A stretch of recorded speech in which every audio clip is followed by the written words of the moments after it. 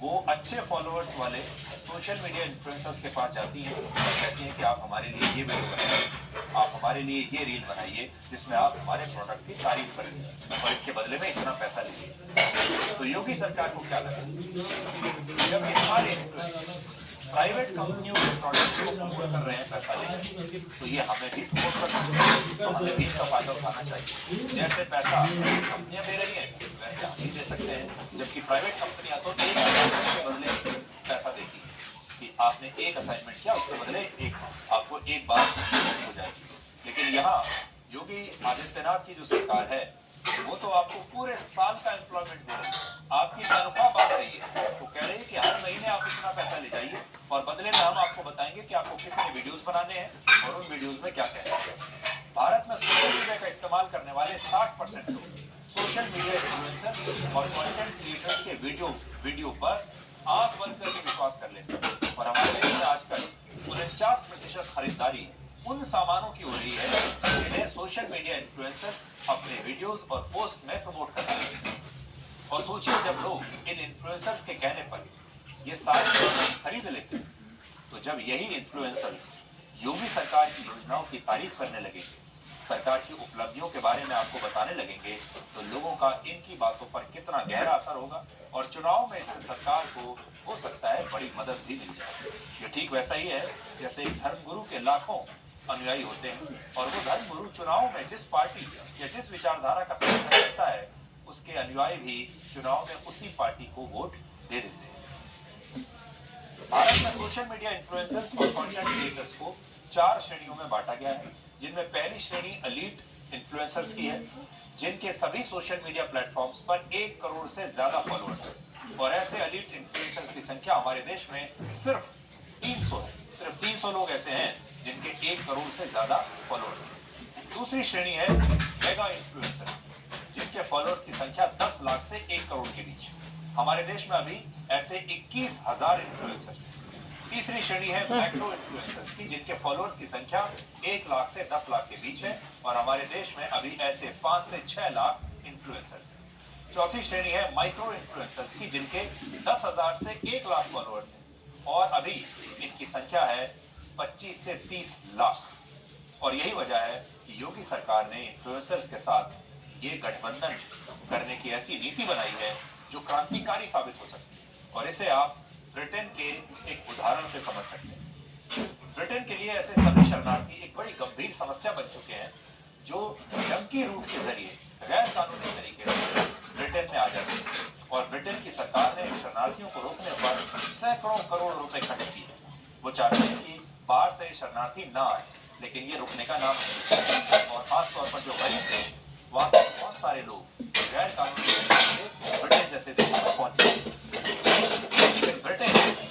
इन लोगों को रोक नहीं पाया और इसके बाद ब्रिटेन ने इस साल पॉलिसी दी और वो ये कि वो उन सभी देशों के सोशल मीडिया इन्फ्लुएंसर्स को फायर करेगा जिन देशों से ये शरणार्थी गैर कानूनी तरीके से ब्रिटेन में आ रहे हैं और इनमें अल्बानिया, इराक, इजिप्ट, वियतनाम और भारत का नाम भी शामिल है। ब्रिटेन की सरकार ने कहा है कि वो इन सभी देशों के सोशल मीडिया इन्फ्लुएंसर्स को पैसा देगी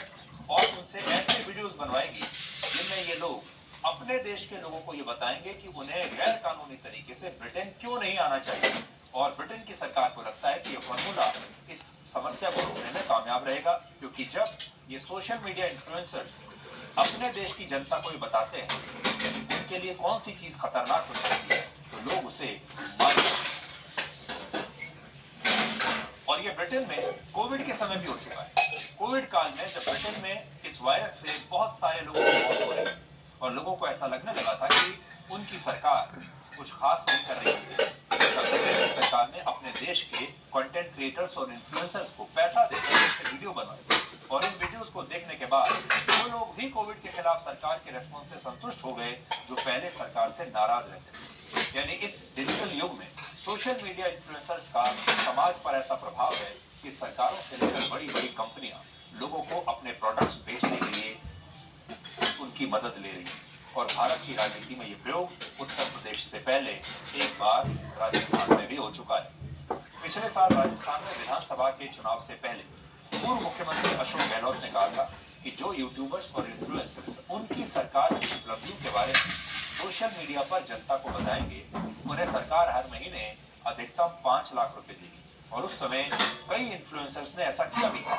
लेकिन अशोक गहलोत और कांग्रेस ने ये योजना चुनावों से सिर्फ 3 महीने पहले लागू की,